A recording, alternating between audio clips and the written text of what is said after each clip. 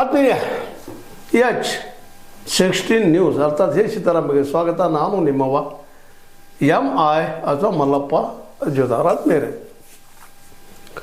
DK Shivakumar ವಿರುದ್ಧ ಸಿದ್ದರಾಮಯ್ಯರ ತಿಕ್ಕಾಟಂತೂ ಒಂದು ಕಡೆ ನಡೀತಾ ಇದೆ ಅಂಥೇಳಿ ನಾವು ನಿಮಗೆ ಸುದ್ದಿ ಮುಟ್ಟಿಸ್ತಾನೆ ಇರ್ತೀವಿ. ಅದೇ ಕಾಲಕ್ಕೆ ಸೀನಿಯರ್ ಲೀಡರ್ಗಳು ಅವರು ಸಹಿತ ಇದು ವಿಷಯಕ್ಕೆ ಬೇಸತ್ತಿದ್ದಾರೆ. ಯಾಕಪ್ಪ ಎಷ್ಟು ಜಗ್ತಾ ಇದೆ ಅಂತ. ಒಂದು ಕಡೆಗೆ ಸಿದ್ದರಾಮಯ್ಯನಂಥ ಪ್ರಬುದ್ಧ ನಾಯಕರಿದ್ದಾರೆ, ಅವರಲ್ಲಿ ಜನ ಒಳ್ಳೆ ನಾಯಕ ಅಂತ ಗುರುತಿಸ್ಕೋತಾರೆ. ಇನ್ನೊಂದು ಕಡೆ DK ಶಿವಕುಮಾರು ಕಾಂಗ್ರೆಸ್ಸಿಗ, ಕಟ್ಟರ್ ಕಾಂಗ್ರೆಸ್ಸಿಗ, ಬದಲಾಗಲಾರದ ಕಾಂಗ್ರೆಸ್ಸಿಗ. ಅವ್ರ ಬಗ್ಗೆಯೂ ಸಹಿತ ಇಲ್ಲ BJP ಹೋಗ್ತಾ ಇದ್ದಾರೆ 45 ಜನ ತೊಗೊಂಡು ಅಂತ ಹೇಳಿಟ್ರು. ಇಲ್ಲಿವರೆಗೆ ಅದು ಪ್ರಚಾರ ಆಯಿತು. ಆದರೆ DK ಶಿವಕುಮಾರ್ ಅವ್ರ ವರ್ತನೆ ನೋಡಿದ್ರೆ ಆ ರೀತಿ ಅನ್ನಿಸ್ಲೇ ಇಲ್ಲ, ಯಾವಾಗಲೂ ಅನ್ನಿಸ್ಲಿಲ್ಲ. ಅವ್ರ ಬೆಂಬಲಿಗರು ಸಹಿತ ಭಾಳ ಎಚ್ಚರಿಕೆ ಮಾತುಗಳು ಮಾತಾಡಿದರು.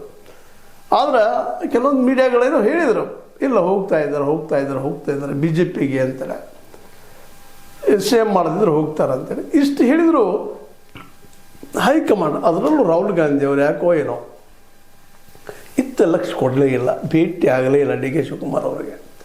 ಯಾಕೆ ಭೇಟಿ ಆಗ್ತಾ ಇಲ್ಲ ಅನ್ನುವಂಥ ಒಂದು ಪ್ರಶ್ನೆ ಎಲ್ಲರನ್ನೂ ಕಾಡಿದ್ದ ಸುಳ್ಳೇನಲ್ಲ. ಯಾಕಂದರೆ DK ಶಿವಕುಮಾರ್ ಅವರು ಈ ನಮ್ಮ ಗಾಂಧಿ ಕುಟುಂಬಕ್ಕೆ ಅಥವಾ ರಾಹುಲ್ ಗಾಂಧಿ ಕುಟುಂಬಕ್ಕೆ ಅಥವಾ ರಾಜೀವ್ ಗಾಂಧಿ ಕುಟುಂಬಕ್ಕೆ ಬಹಳ ಆತ್ಮೀಯರು, ಅತ್ಯಂತ ನಿಯರೆಸ್ಟ್ ಆ್ಯಂಡ್ ಡಿಯರೆಸ್ಟ್.